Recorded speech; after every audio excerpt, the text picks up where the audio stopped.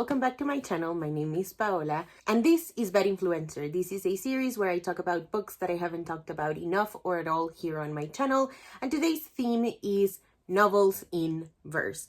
This is a format that I am very passionate about. I think words are so precious in books and especially in novels in verse. And so today I thought I could give you a few recommendations. Today we're starting with fantasy. The first book that I want to shout out is called Why God is a Woman. It was written by Nina Andrews and it was recommended to me by Lindsay. She doesn't make booktube videos anymore, but the way that she talked about this book really entranced me. And then I read it and then I reread it and it's so good. This is about a young boy who has been exiled from his island that is ruled by women and where men are technically the second sex. And so this boy is looking back on his island and reminiscing and sort of questioning why God has to be a woman. This book is very Feminism 101, but it's one of the very few books where I think the author truly got to the root of the patriarchy and why it's so rotten and putrid. And that's the very reason why in this situation the if the roles were reversed type of logic really works. It's also really smart. I love that the boy is looking back at his island with a sort of nostalgic feeling to it, but also an introspective one. He's questioning things, and that's one of the most valuable things we can have as a society, especially with the systems that are in place currently. Moving on to the thriller genre, I want to recommend A Long Way Down by Jason Reynolds. This one I read because of booktube. I don't remember if it was a specific booktuber that recommended it, but I do remember it making quite the rounds on booktube at the time. And it's about Will, who gets on the elevator, and the story surrounds this 60-second elevator ride, the time that it takes Will to decide whether or not he's going to kill his brother's killer. I think you should read this book because it's so haunting. The way that every little word counts is so present in this book. I also love the role that every single one of the characters that hops on the elevator along with Will plays such a crucial part into his understanding of what he's going to do or what he's thinking about doing. I also love the way that it approaches teen gun violence and specifically how it affects Black boys. It's so potent and it's throughout the entire book. I love the questioning that someone else begins because Will is far too vulnerable to have that conversation with himself. And I also love that this book pulls no punches. It's so raw, feels very authentic. I love the rhythm that it has to it. So if you have the opportunity to check out the audiobook that is narrated by Jason Reynolds himself, I highly recommend that you do that. Moving on to contemporary, I want to talk about Turtle Under Ice by Julia del Rosario.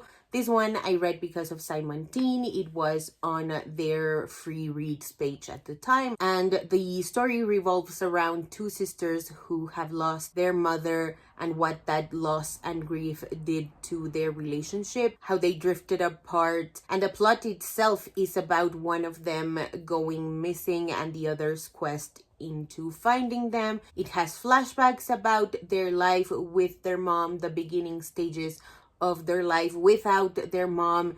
It's such a powerful book. This is another one that has haunted me ever since I read it. It's another one where you just feel the preciousness of every single word that the author picked to tell this story. And I love that it touches on subjects like grief and sisterhood in a way that I don't read often. Under the Neon Lights by Ariel Vincent. This is a new release. It came out June 3rd, 2025, and I was lucky enough to read an e-arc version of it. This one is about Jaylene, who character-wise is discovering first love and her self-worth, and plot-wise it's about her clinging on to her safe haven, which is the local roller rink that is shutting down due to gentrification. I think you should read this one if you enjoy realistic fiction that's about love, grief, friendship, family. It deals with abandonment issues. It deals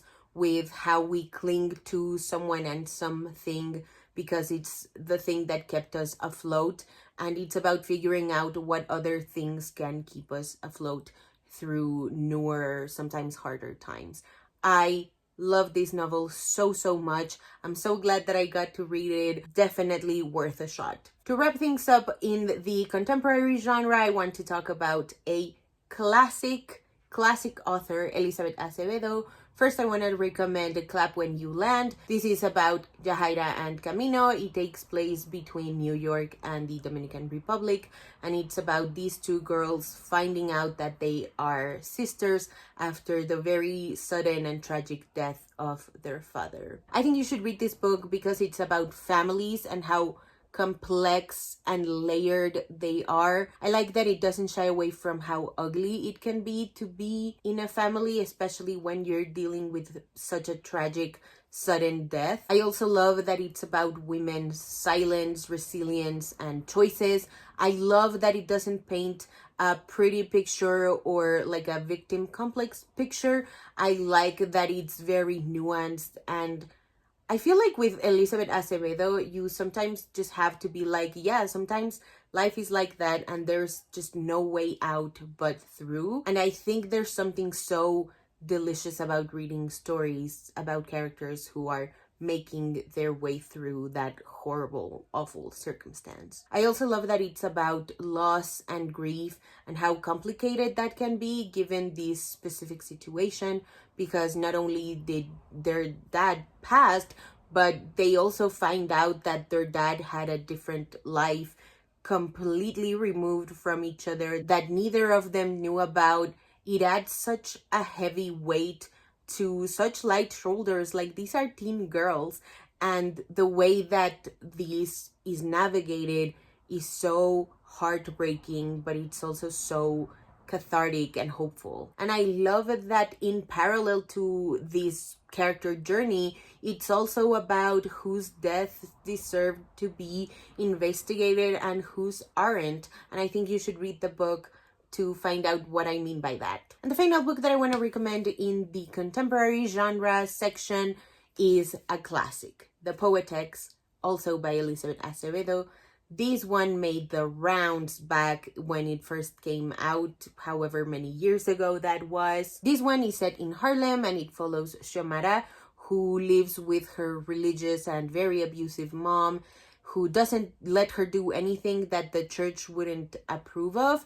And so it's about Xiomara sort of navigating that, finding her voice via poetry, and what performing her poetry does to her self-worth, her self-confidence, and her relationship to the world. I think you should read this book because it touches on maternal abuse as well as religion as grounds to mistreat children. It's also about the importance of teachers. Xiomara's teacher is the one that invites her to perform poetry and the one who's like constantly checking in on her and supporting her.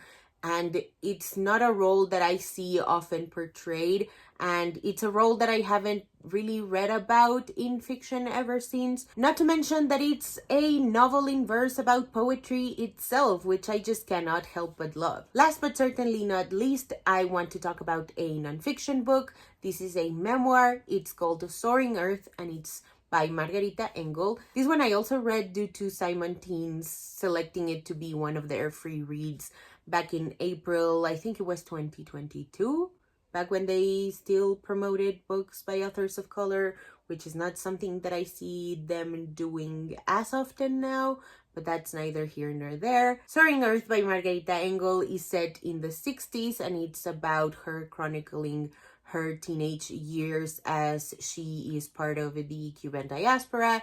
There's the Vietnam War going on, and it's about how that is shifting and shaping her relationship to love and relationships. I love that it's about her sort of being in the present in her teen years. Does that make sense? Like, it's not about her looking back on her teen years. It very much feels like you're reading a page or a couple pages out of her diary. And I feel like that packs such a special kind of punch given the political circumstances that this book is addressing. I also love that it's short, raw, and very, very visceral. You can feel the teenage girl rage coming out of Margarita Engel as you read this book, as well as sadness, happiness, all the complexities that we contain as human beings. Alrighty, so that is it for today's video. Thank you guys so much for watching. If you haven't already and you'd like to, go ahead and hit subscribe, and I'll see you in the next one. Bye!